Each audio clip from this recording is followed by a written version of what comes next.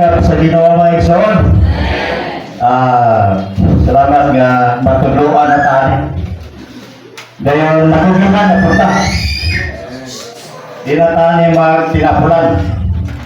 Salamat sa Ginoo sa tunong sa title higpiton ang mga balaan nga propesya aron lugan itong matuto ang lawas ni Kristo. Sunod natin ito bang mga igsoon. Kinakasunod ta sa mga pagpansay. Kaya hindi nila ito nagpansay aron mahimo lang ang purbo sa relihiyon. Doon na ito mo alang ta sa pagtuto. No, sa ugan itong lawas ni Kristo. Kaya masarta nato ni, anong kinangatan mo prophesy. Sila na tayo kanatula, the church in Digos City. Pero kung wala po prophesy ang tanang mga igsoon siguro, wala pa matukod ang iglesia sa Digos.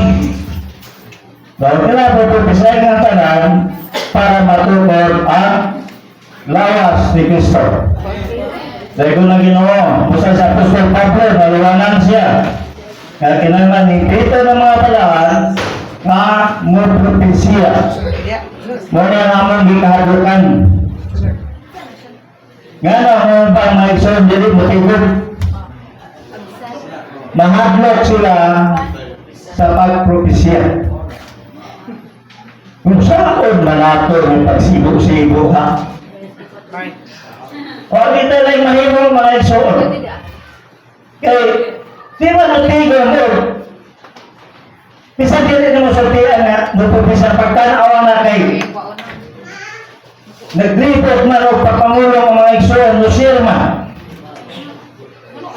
Ano, kung balat ko, mamulong kayo tagali. Ito tayo, Brother Molo ito, Marquez, taga Santa Maria na ito dito. O, maputo yung at ikaw magkaon sa Santa Maria, maputo yung isir nga nakubaan siya puyaw din ni mitingan ni kamusulti po rin tagapin. Yan ay sinuli man daw may nagwal siya, pukson mo siya kasulti niya ay profesional pa po siya. Sayon na niya. Bukan ang mga igsoon tayo nga mag-listen po para magampo na kita ni mga igsoon. No? Yung pili po na sila yung mapansa yung mga pangina na utangan mabudayan sa Ginoo. Di sila nabayan sila utang kung dili manulong. Dili mapumpisay. No? Doon ng Ginoo. Kung sa pala ipasapot sa pumpisya mga igsoon, dili na mamulong tayo atong karapaw na kapulit. Yung nakitaan, salamat sa Ginoo kay nakitaan pa. So, alang sa Diyos o ni Kristo, pagpangulong o Diyos o Kristo, pagpangalaga o pagpambot o Diyos o Kristo sa mga tao. No? Mara mga igsoon ang atong pagpangulong. Di na tayo matulong at mangambog tayo ng atong mga nahuman, mga accomplishment, mga usaya. No, mamulong ng taong Kristo. Mamulong o Diyos o Kristo. Masabi kita mag-lisod na yan mga igsoon. Kung saan may nakalisod sa pagpanulong, pag-propesay, kaya pag-una-una mo tayo, mamulong tayo lain. Kung mamulong lang tayo Kristo na ito napaimuslan pa kita ito, di gina siya resort. Amen. Dahil ko na Ginoo.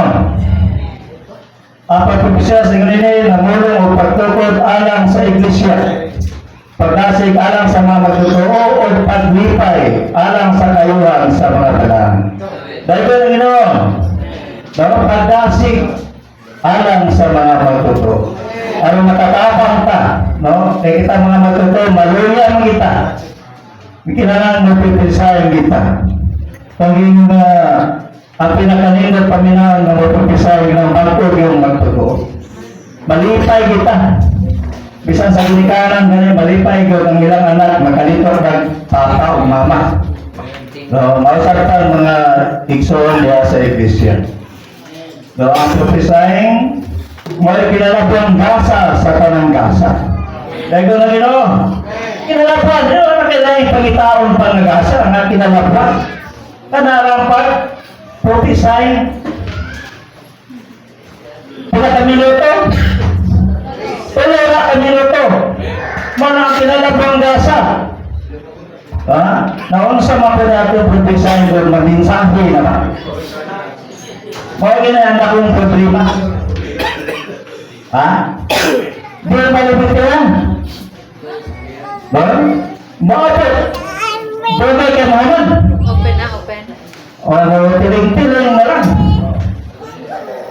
Kanang, siguro kanang nakatoon ka. Limitahan na 3 minutos. Dili na napapropisa yung bugay. Kaya dili na na mensahe. So, yun ay apropisa sa Sonang Corinto. Ang napakayang pagpropesya sa pagparayag sa kasing-kasing sa Diyos. Pabubuton sa Diyos, paagi sa Diyos, pagpamatigayon sa Diyos, ngadto sa mga tao. Dahil kung nang ginawa mga igsoon, ako kayo katapan nato ang pagpropesya. Kapag ito nakuha, mga problema ginato kayo. Ako nagingon gigos mga igsoon. Sa isang tagaadlaw, magbibures ang isa ka bersikulo. Ang isa ka ito ay pinaka-adlaw. 365. So, isa ka adlaw, isa ka bersikulo. Isa ka ito ay 365 na ka bersikulo. Piti na nga nagana. So, gano'n ay kinanglan nga linitra kang masayod sa pulong sa Diyos. Ha? Labi na rin high-tech na itong panahon mga igsoon.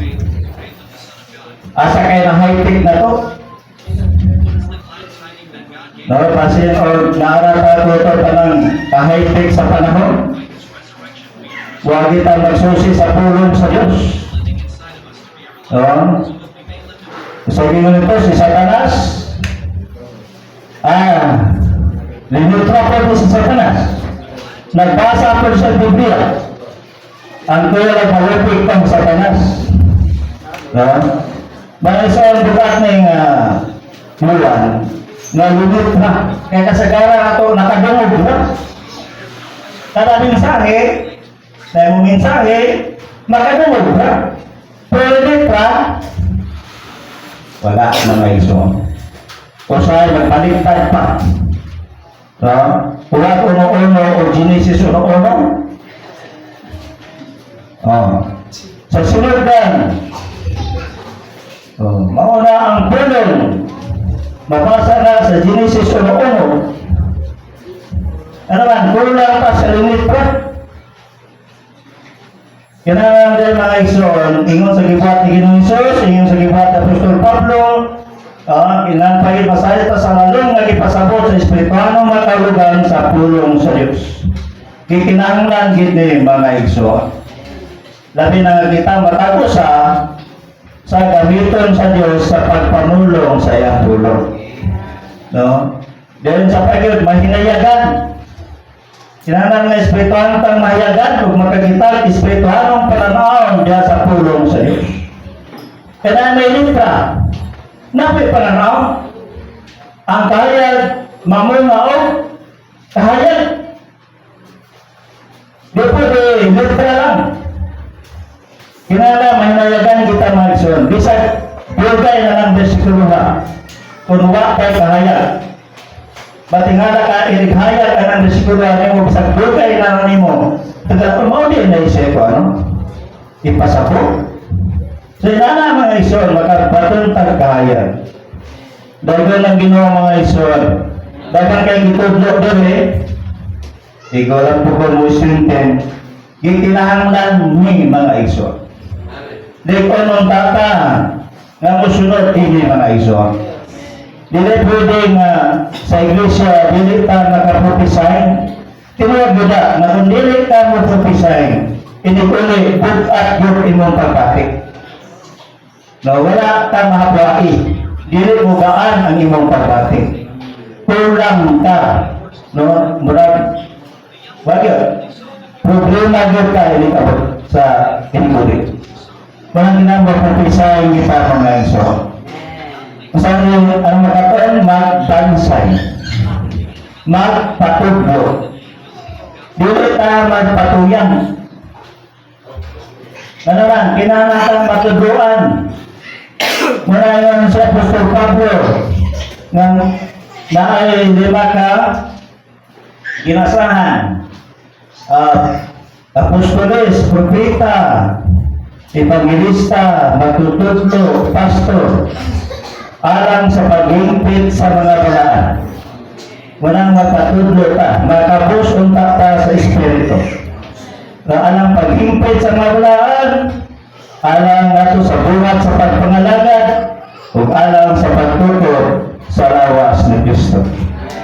Usa magpatudlo ta, itang patudlo kayo 3 minutos, at 3 minutos agad, bansayo na ito, mamulong ta at 3 minutos.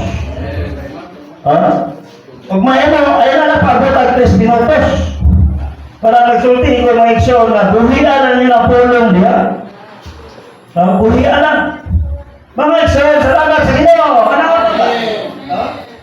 Salamat mga iksyon. Kinatag maluluyon. Palipot ka na yung maluluyon kung di ka matawin.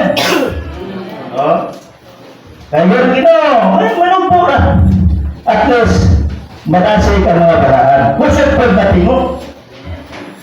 Tinuod na, ganang kusog at tingog, makataban na stigo. Mga isoon, salamat Diyos sa Ginoo. Kasantapan yun po. Ibas kasangkapan, naluya na ro.